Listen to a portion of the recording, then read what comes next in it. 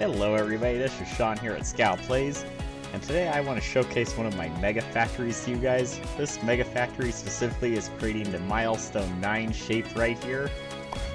Now this Milestone shape, it's a 3-layer shape, but it's using to do crystallizer right here.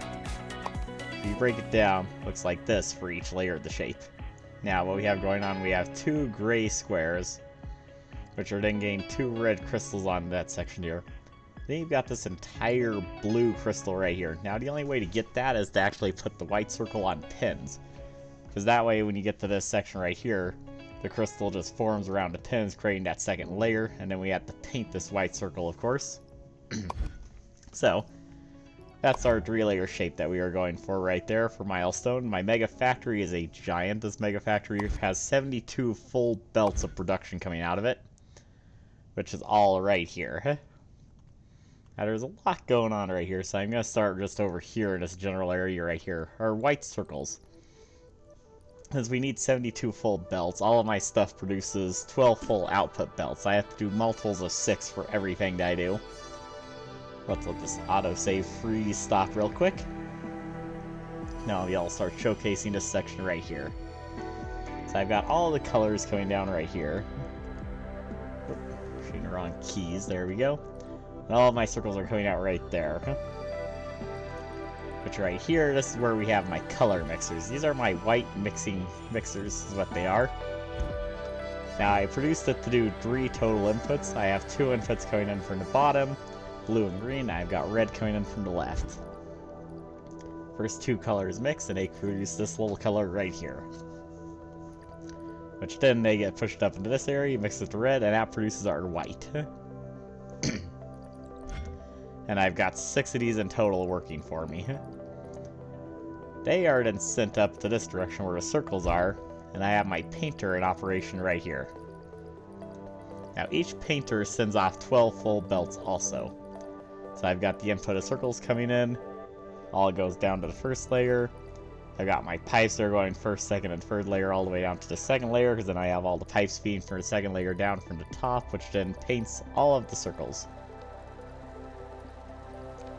It looks like some of my factory has temporarily stopped moving for the time being, which is fine, because it just means my train tracks is completely loaded up and not moving. But then, because we have to have these circles on pins, they immediately come up here to my pin pushers. This is what makes so the circle is now on a pin. As you can tell, it's a little bit smaller right there. If you look real close, you can actually see the pins right on the very bottom there, which then turns that circle into a second layer shape. Now from here, the circles are sent all the way down here, which we'll get to that in just a minute on how all of this works. The next thing we have going on, we've got all these paints coming in. Now the hardest part about the crystallizer is the fact that the crystallizer requires a lot. Each crystallizer for 1 full belt requires 2 full pipes. So I'll showcase that right here, and the crystallizer on how I came up with how to fix that solution. So this is my crystallizer right here. Now because I needed 12 full belts of crystal coming out, I had to send in 36 full inputs. Yeah, so I had to send in triple what I needed for pipes. And then I have my 12 full belts of shapes coming in. So as it comes in, goes in here, and the crystals get formed around the squares. Be aware I've currently caused a minor visual glitch in the game. The shapes don't quite look the way that they're supposed to. But this is my factory right here producing all this. I've got launchers moving stuff around.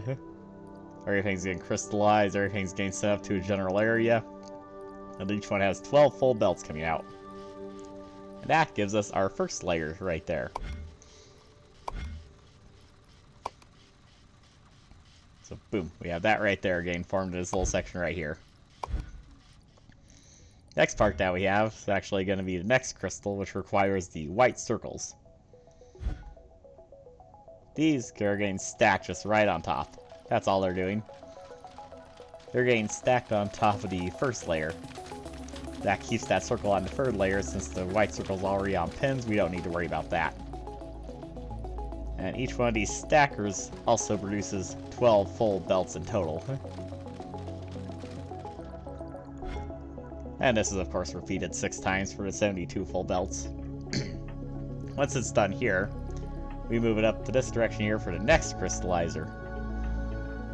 This crystallizer works perfectly fine for what it's supposed to do. It puts the crystals around the pins, just like it's supposed to. So now the pins don't really exist anymore, and that blue crystal becomes the second layer. And of course that is also repeated again 6 times in a row for each one of these mega sections right here, getting me to 12 full belts. And this is sent up to the train. Now I'm really far away from the vortex right now. It takes my train, even though it's fully upgraded, it takes the train about 10 minutes to get from here all the way to the vortex for a delivery. By a train actually gets there and drops off all of the shapes. This has 4 full right here. So this train has a whopping 36 wagons attached to it in total. I'm not going to call it in right now because it's currently doing it. And we got a little minor freeze right here. But because it takes so long for the train to travel that far, I've got each space belt breaking into 2 branches right here. And it's filling both of these up in total. So this factory, I think I did the math on, it runs about 117,000 shapes every 10 minutes that are getting delivered to the vortex. And that's the massive train I have going on. 36 wagons. Now I could probably do another 12 because lately it's been filling up to where the whole factory backs up for about a minute or 2 before it starts producing again. But it's definitely producing at a very good rate right here. Now, in order to get everything else to work, just because these crystals are so demanding for paint, I had to draw a lot of paint in total. One thing I do need to get better at is using trains to move such vast quantities of stuff around, which I plan on getting better on that once I make it into the hard scenario. Because overall, there's a lot of space pipes going on space belts. I'm rotating all those circles from here to here, and I'm pretty sure trains would, of course, do that a lot better. But that right there is my mega factory here, producing 72 full belts and roughly 117,000 shapes every 10 minutes.